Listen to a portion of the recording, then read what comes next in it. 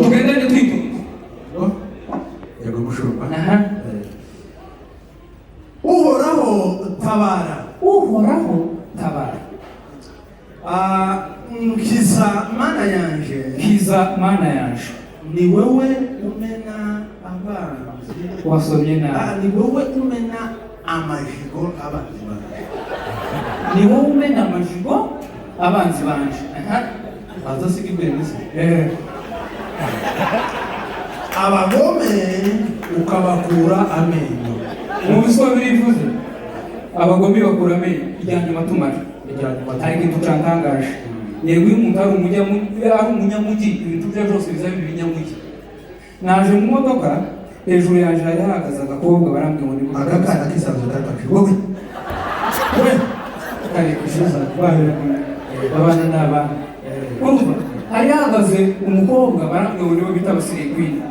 Urumva noneho natangaye, uzi ko umusuzi w'umusiriye kwini bitandukanye.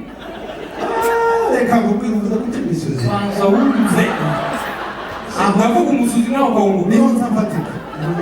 no twaje numva arasuze ngira ngo avuze icyongereza. uzi ukuntu arasuze wow avuze mu kintu cy'imisozi je nageza n'umushe kuvuga ibintu cyane by'imisozi gerageza kubidevelopa bitekerezaho cyane.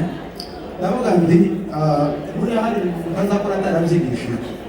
Hari igihe wenda umwana azakora akaja muri toilette agasanga yo tishobora akamenyana nayo gusa iyo ngiyo akayikoresha. Rero bakivuga imisozi ukuze neza gukora kuri icyo kintu.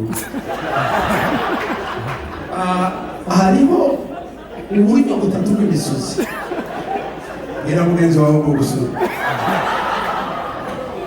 Noneho hari ukuntu wirirwa mu rugo uri kuri chat nta kibazo ufite, wicaye mu ntebe umerewe neza, siko warangiza ukaja kumva gusa wandoye aho ngaho. Iyo udafite pressure nta kibazo gusura nyine ibintu byoroheje bikoze. ariko iyo uri mu kazi kuragenda wandoye uhita uvuga ukibaza what is happening. Whatever it is, no. Nakoresheje umwanya wabo warangiza burya uhaye ubwenge. Iyo ufite umutima mubi ijambo ryakunda umusuzi uzuruka icyo ndakize. Noneho umusuziga mwiza nshaka ko turangiriza. Vuga mu musozi mwiza. Reka bishe n'inzira.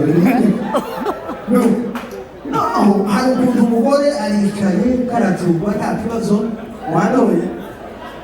Kandi akenshi uyu mugore nduseke mu misanzu umuntu aramagana we. Zine nangaye nicyo mpambabaza nicyo mpamvu yego twabwiye. Hari umugore azasura afite iki kibuno cyane.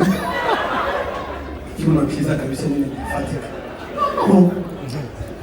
Agasura ariko ndabona kandi nta kibazo afite nuko kanyabwenge presentation nuko no sigara nibaza ese uyu mwana yavuye ku muhanda wabizi iki ndavuga ati none isa ashobora kuba ari umupolisi nyina ari Sofiya usigara neza basha abiri cyangwa